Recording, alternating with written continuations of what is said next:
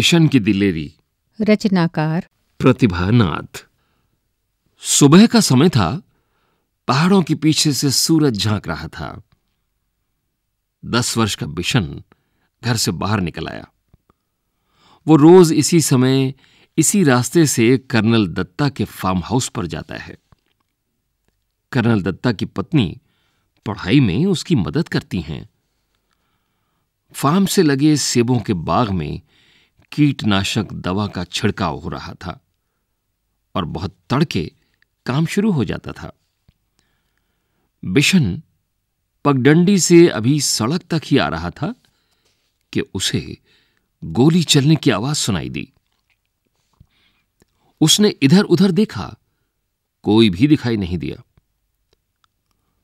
वह कुछ ही दूर चला था कि उसे फिर गोली चलने की आवाज सुनाई दी।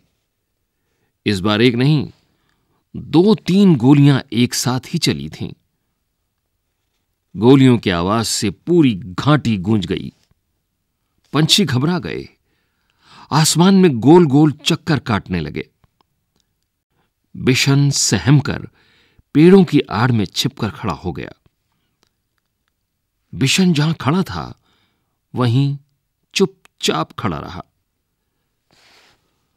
उसे वहां से सीढ़ी नुमा खेत और फलों के बाग साफ दिखाई दे रहे थे।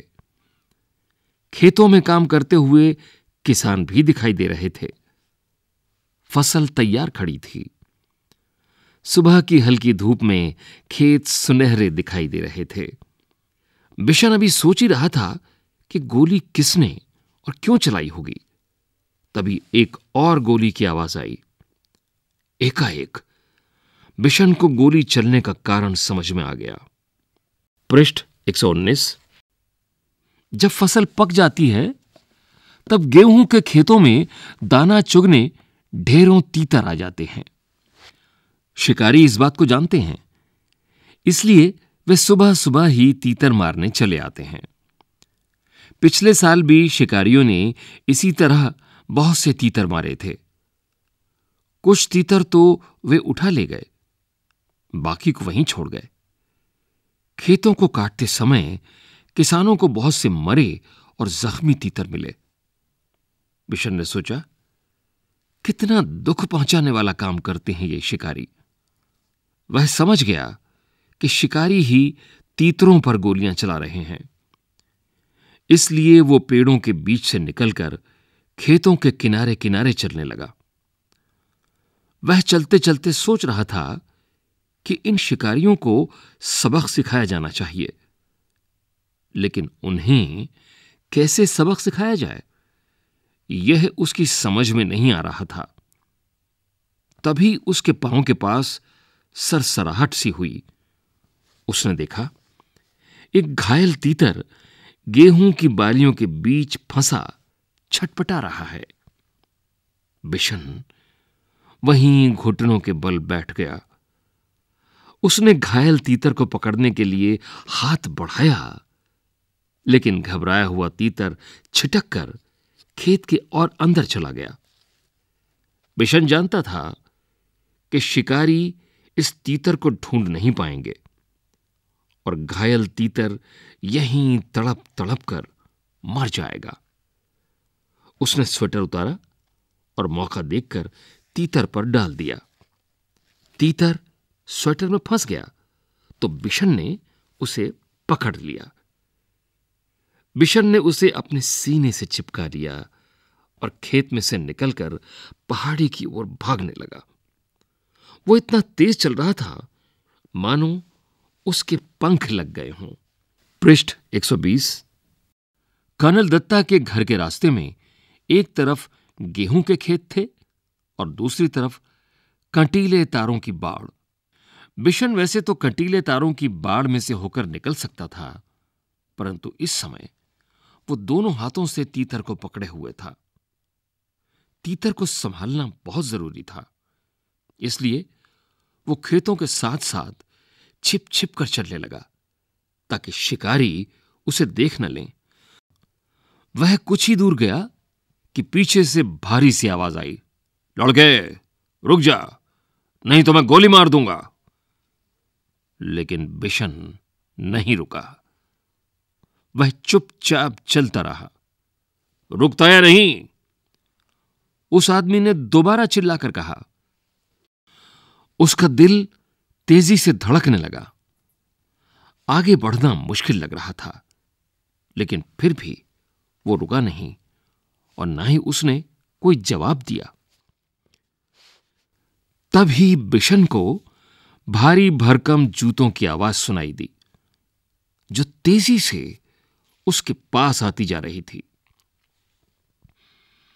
पीछे से आ रहा शिकारी गुस्से में जोर जोर से चिल्ला रहा था, मैं तुझे देख लूंगा, तू मेरा शिकार चुरा कर नहीं ले जा सकता।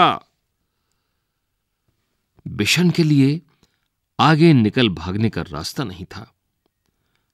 अगर वह सड़क से जाता तो शिकारी को साफ दिखाई दे जाता। इसलिए उसने खेतों के छोटे रास्ते से जाना तय किया। खेतों से आगे के रास्ते में कांटेदार झाड़ियां थीं। बिशन उसी रास्ते पर घुटनों के बल चलने लगा। बहुत संभल कर चलने पर भी उसके हाथ पांव पर कांटों की बहुत सी खरोंचें उभर आईं। खरोंचों से खून भी निकलने लगा। उसकी कमीज की एक आस्तीन भी फट गई। वो जानता था कि कमीज फटने पर उसे मां से डांट खानी पड़ेगी, पर बिशन को इस बात का संतोष था कि वह अब तक तीतर की जान बचाने में कामयाब रहा। झाड़ी से बाहर आकर वह सोचने लगा कि कैसे पहाड़ी के कोने से फिसलकर नीचे पहुंचा जाए, लेकिन उस कोने में घास बहुत ज्यादा थी और ओस के कारण फिसलन भी। बिशन थक कर वहीं एक किनारे बैठ गया। अभी वह बैठा ही था कि उसे पांव की आहट सुनाई दी। पृष्ठ 121। आहट सुनते ही वो उठकर दौड़ पड़ा। दौड़ते दौड़ते वो आधी पहाड़ी पार कर चुका था। उसके कपड़े पसीने से तरबतर हो गए। फिर भी वो रुका नहीं और किसी तरह कर्नल दत्ता के फार्म हाउस के पिछवाड़े पहुंच ही गया। पिछवाड़े दरवाजा खुला था। उसने ताड़ के पेड़ का सहारा लिया और फार्म हाउस के अंदर पहुंच गया। तीतर को वो बड़ी सावधानी के साथ अपने सीने से लगाए हुए था। फार्म हाउस में खामोशी थी। बस रसोई घर से प्रेशर कुकर की सीटी की आवाज आ रही थी। मुर्गियां अभी अपने दड़बे में थीं और गुलाबचंद सामने का बरामदा साफ कर रहा था। अचानक कर्नल साहब का एल्सेशियन कुत्ता जोर जोर से भौंकने लगा। वो किसी अजनबी को देखकर ही इस तरह भौंकता था।